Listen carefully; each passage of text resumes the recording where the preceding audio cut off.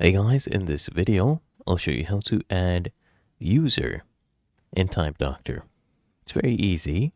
All you need to do is log into your TimeDoctor dashboard, okay, on your desktop browser. Cannot use the app here. So if you're on the app, just click here on this icon. This is the dashboard. You'll be right here. And then you can click here on add users. Or if you don't see that, you can just click here on settings, click on users, and then you can click here on add users as well.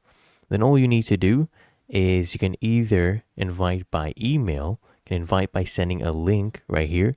You copy this link, you send it to them, or you can add by CSV as well. Okay, if you have multiple people you're adding.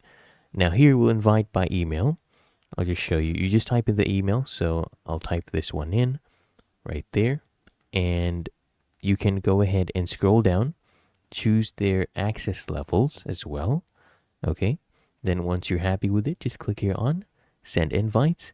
And as you can see, the user is being registered and they have been registered. They can go ahead and log in with that email address. Really that easy. And that is how to add user in TimeDoctor.